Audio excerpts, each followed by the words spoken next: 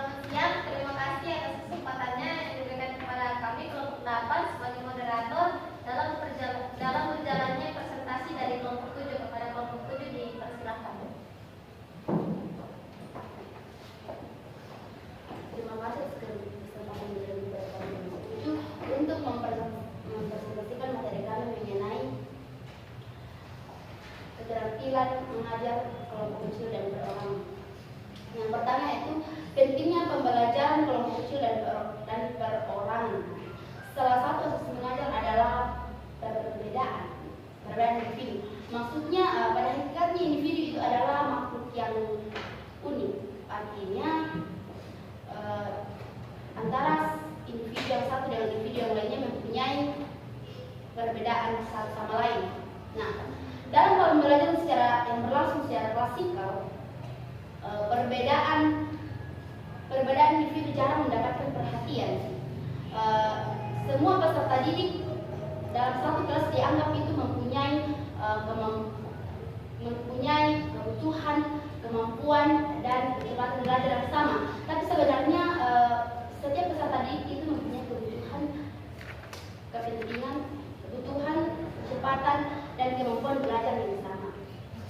Kemudian perhatian terhadap adanya perbedaan setiap individu dilakukan dengan penyediaan alternatif yang memungkinkan terpenuhinya kebutuhan perkembangan peserta didik yang terdapat dalam kelas.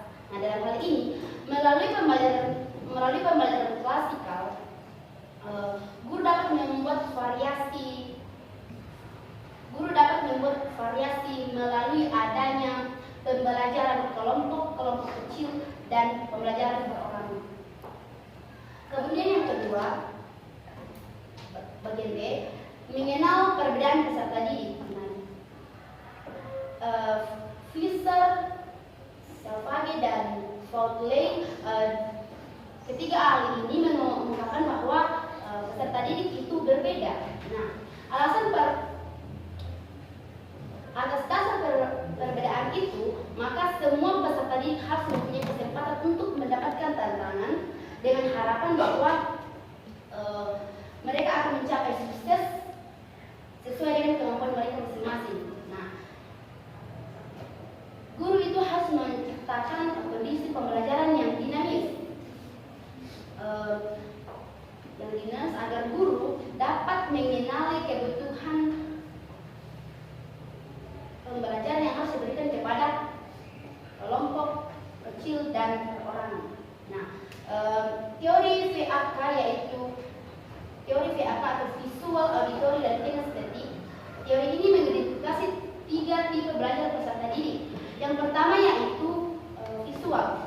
Visual yaitu peserta didik yang menyukai belajar dengan melihat langsung objek yang dipelajarinya. Kemudian yang kedua yaitu auditori, yaitu peserta didik yang menyukai belajar dengan mendengar langsung objek yang dipelajarinya. Kemudian yang ketiga itu kinestetik, yaitu peserta didik yang menyukai pembelajaran dengan melakukan sesuatu terhadap objek yang dipelajarinya.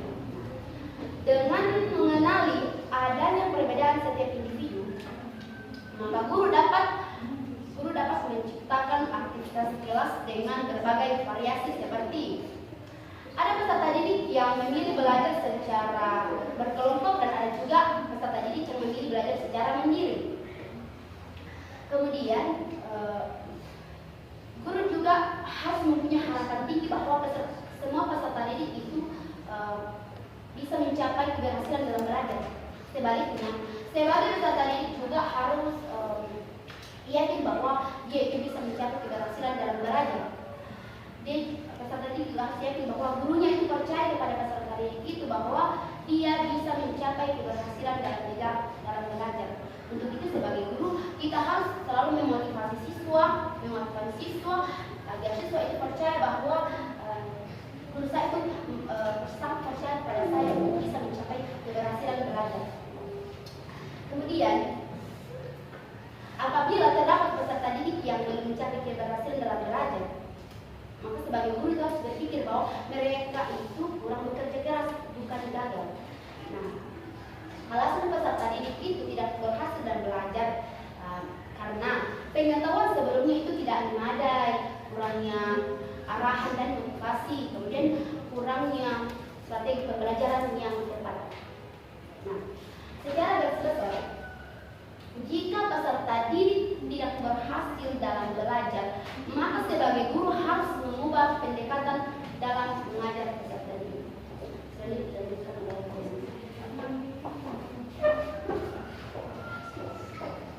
Kemudian bagian C, prinsip mengajar kelompok kecil dan perorangan. Nah, menurut O'Brien dan Murphy 2001, guru harus memperhatikan prinsip-prinsip umum adanya perbedaan. Prinsip-prinsip yang dimaksud antara lain yaitu: yang pertama, semua peserta didik memiliki hak untuk mendapatkan pendidikan yang berkualitas tinggi. Yang kedua, setiap peserta didik dapat belajar. Yang ketiga, setiap guru dapat belajar.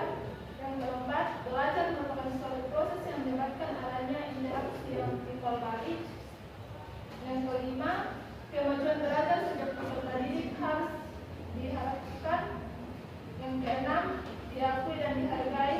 Yang ketujuh, individu dan belajar berbagai suatu sistem dan dapat diperbaharui menjadi sampai sukses.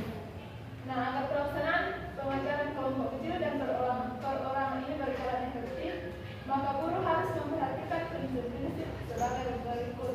Yang pertama, variasi perorganisasian kelas besar. Yang kedua, tidak semua topik dapat dipelajari secara efektif dalam kelompok kecil dan perorangan. Yang ketiga, pengajaran kelompok kecil yang efektif selalu diakhiri dengan suatu komunikasi berupa argumen. Kemudian, guru hendaknya membawa peserta didik secara perorangan agar mampu mengatur kondisi belajar yang tepat. Kemudian, dalam kegiatan mengajar perorangan, peserta didik dapat bekerja secara bebas sesuai dengan bahan yang disiapkan. Yang kemudian, model diskusi kelompok kecil dan perorangan.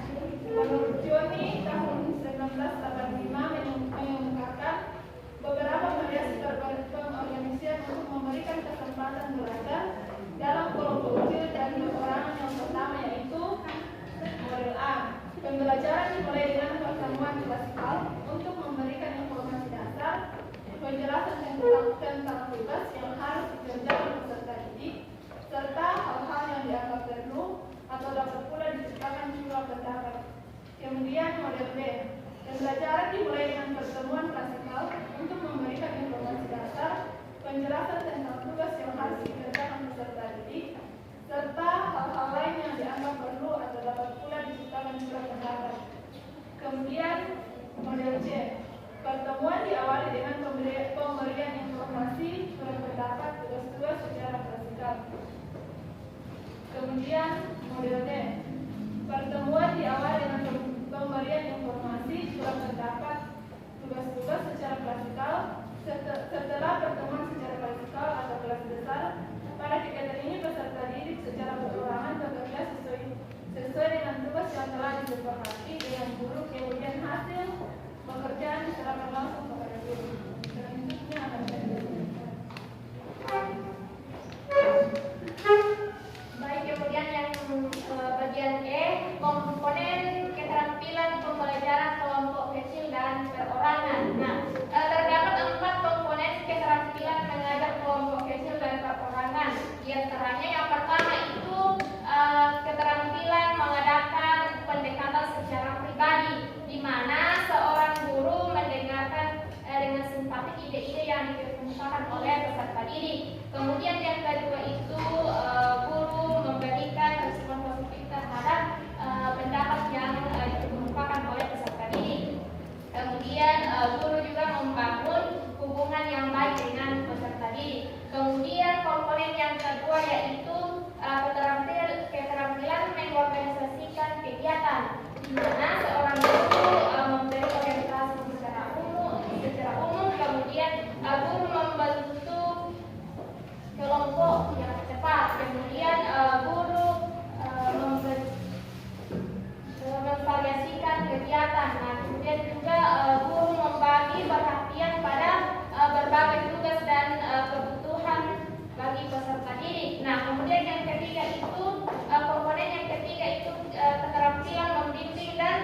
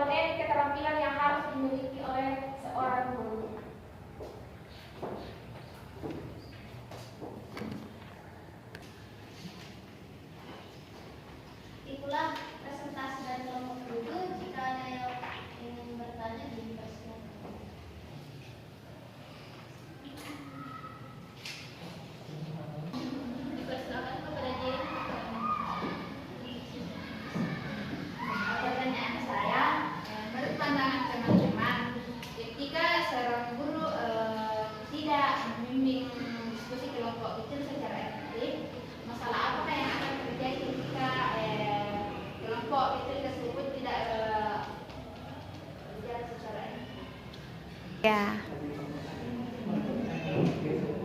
kepada kelompok 7 dipersilakan untuk menjawab pertanyaan dari Jay. Baik, saya akan menjawab pertanyaan dari Jane, yaitu masalah apa yang akan timbul ketika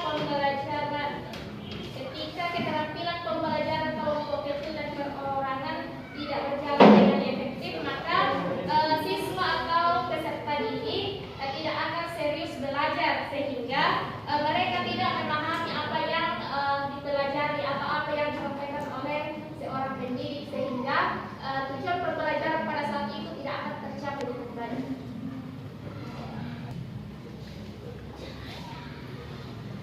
Bagaimana dengan Jay? Apakah jawabannya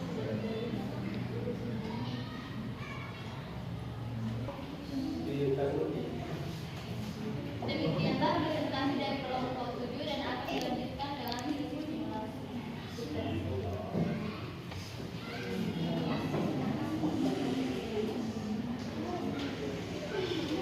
Pagi adik-adik. Pagi Bu. Apa kabar hari ini? Baik. Masih semangat untuk belajar pada saat ini? Masih. Oke, nah sebelum kita memulai pembelajaran kita dan masuk dalam doa, kita akan menyanyi. Adik-adik semua berdiri, kita akan menyanyi. Berdiri semua.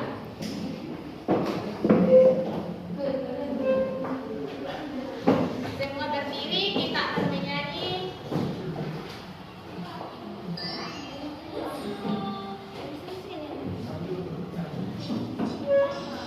Tepuk tangan.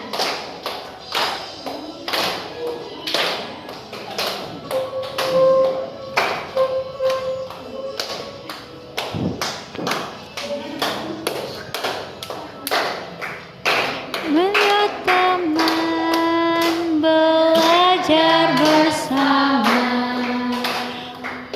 menyebutkan bentuk bangun datar, segitiga, lingkaran.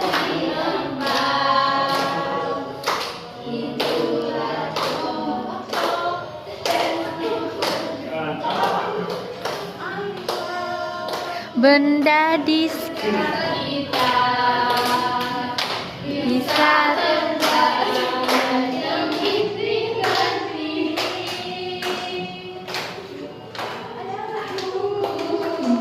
jendela dan pintu, itu semua berbentuk bangun datar.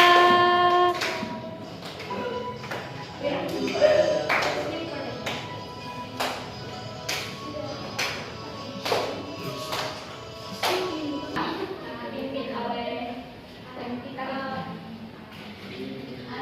Amin. Nah, apakah adik-adik semua hadir semua pada hari ini? Oke, nah, kita akan masuk dalam materi kita pada hari ini.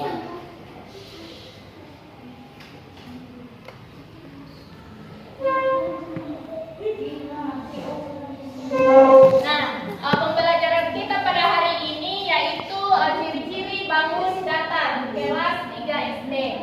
Nah, pembelajaran kita pada saat ini yaitu bangun datar. Nah, tujuan pembelajaran yang akan kita capai pada hari ini yaitu pertama, peserta didik memahami pengertian bangun datar. Kemudian yang kedua, peserta didik memahami macam-macam bangun datar. Kemudian peserta didik memahami ciri-ciri dari berbagai macam bangun datar. Nah, itulah ketiga tujuan pembelajaran yang akan kita capai pada hari ini. Nah, apa itu bangun datar? Nah, kira-kira adik-adik tahu apa itu bangun datar? Bangunan dua dimensi. Bangunan yang dua dimensi. Nah, inilah pengertian dari bangun datar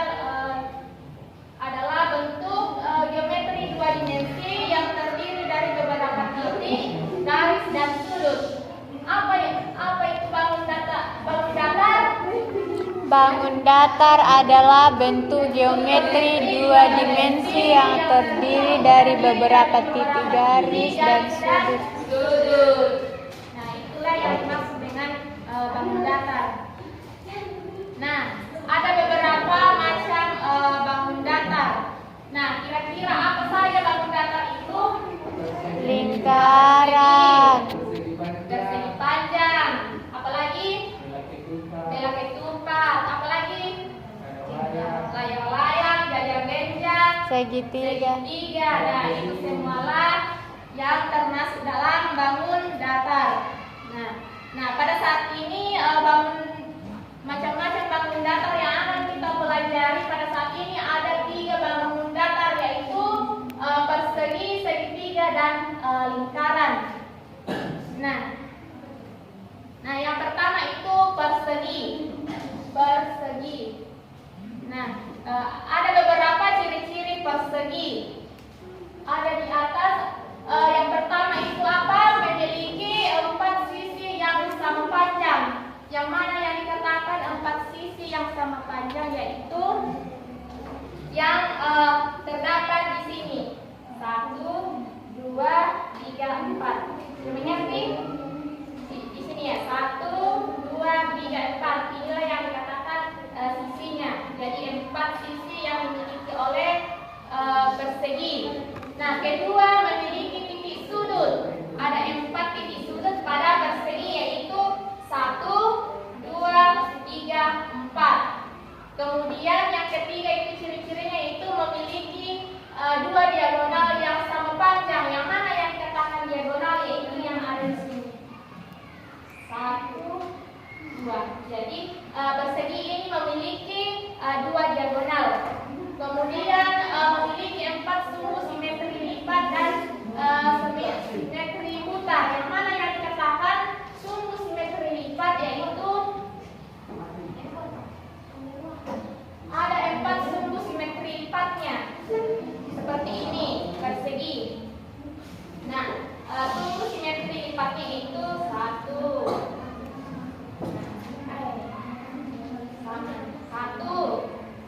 Kemudian ke bawah 2. 3.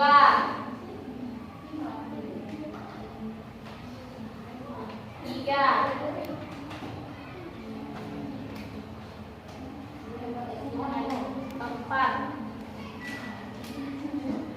Jadi 4 sumbu simetri lipat yang dimiliki oleh persegi. Kemudian simetri putarnya seperti ini.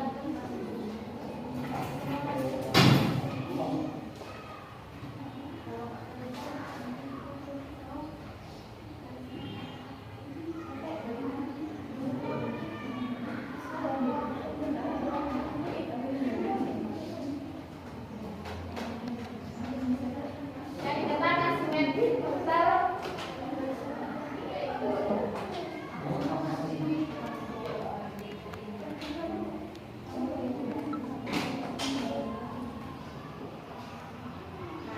seperti ini.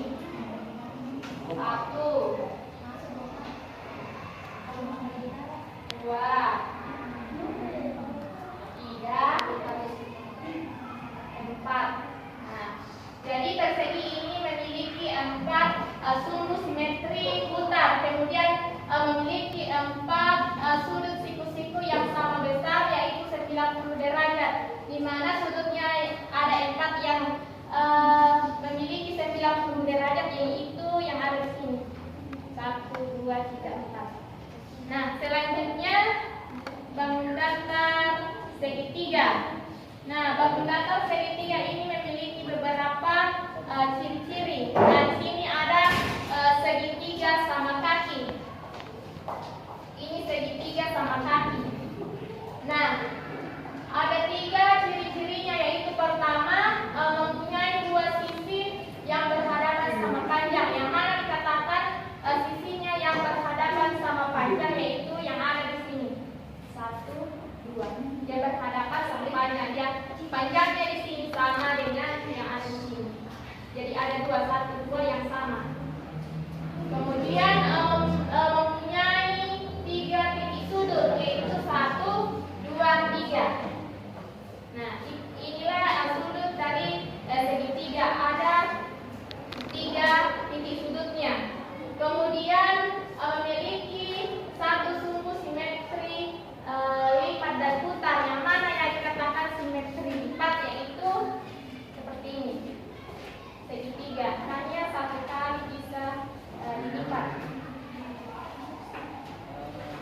Kemudian simetri putarnya yaitu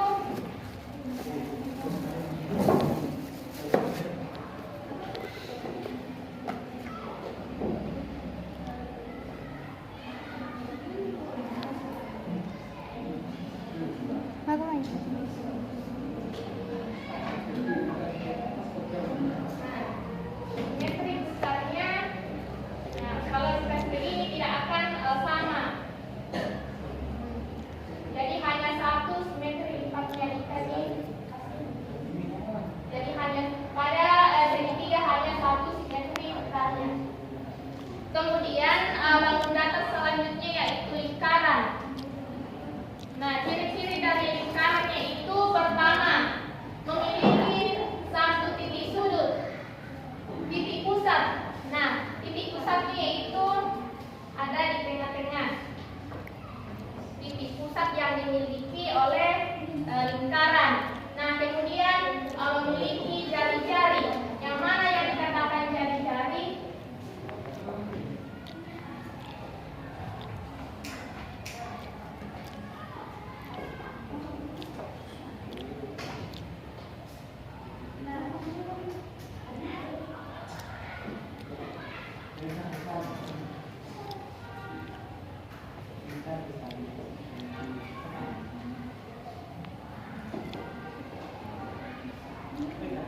Yang dikatakan jari-jari pada lingkaran yaitu yang ada di sini. Nah, inilah jari-jari pada lingkaran. Kemudian memiliki diameter yang membagi dua lingkaran menjadi dua sisi yang seimbang. Nah, inilah yang dikatakan diameter yang membagi dua lingkaran. Nah, kemudian memiliki simetri lipat dan putar yang jumlahnya tidak terhingga. Karena di mana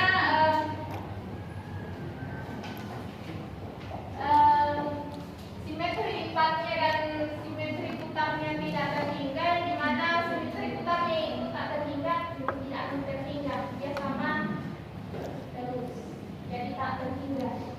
Kemudian simetri lipatnya juga tak terhingga, karena jika dilipat akan sama dari. Sudah mengerti? Sudah mengerti.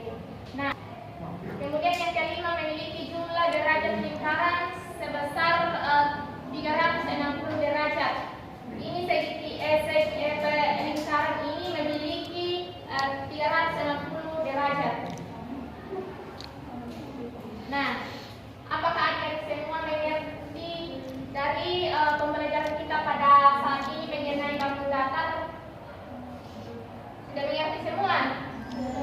Oke. Nah, kalau sudah mengerti semua, adik-adik akan mengerjakan tugas kelompok. Ada dua nomor tugas kelompoknya. Silakan dikerjakan. Sini kelompok 2, sini kelompok 3, dan di ujung di sudut kelompok 4. Dikerjakan selama 10 menit. Apakah tugasnya sudah selesai? Oke, masing-masing mengumpulkan tugasnya. Nanti Ibu periksa. Nah, kelompok 1, kelompok 2, mana kelompok 3? Ingat saya. Oke, nah, semua sudah mengerjakan tugas kelompoknya. Nanti Ibu akan memeriksanya. Nah, selanjutnya ada tugas individu. Nah, tugas individu ini akan dikerjakan secara individu. Ada 3 nomor. Ibu kasih waktu 10 menit untuk mengerjakan tugas individunya. Juga nanti Ibu akan memeriksa.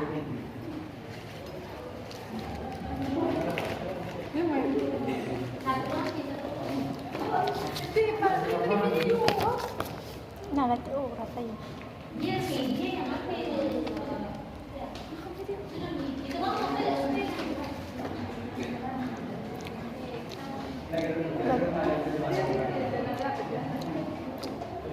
Jadi semua tugasnya pada saat ini selesai dikerjakan. Nah, kesimpulan dari pembelajaran kita pada hari ini yaitu bangun datar adalah bentuk geometri dua dimensi yang terdiri dari beberapa titik sudut, garis, titik, garis, dan sudut, dan macam-macam bangun datar dan ciri-cirinya yang dimiliki oleh persegi, segitiga, dan lingkaran. Itulah kesimpulan dari pembelajaran kita pada saat ini. Nah, sebelum kita pulang, teman kita Febri akan memimpin kita dalam doa. Amin. Terima kasih.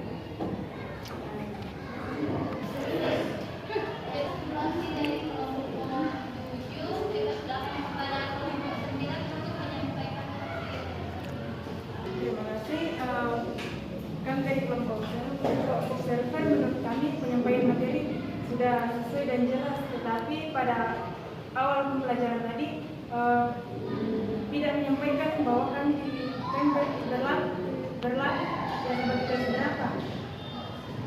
Terima kasih. Tujuh, apakah ada tanggapan berkaitan dengan pembentukan dari observer? Kami minta maaf, memang di awal pembelajaran tadi teman kami yang bertugas simulasi tidak menyebutkan bahwa kalian itu harus bertolak sebagai kelas 3 SD.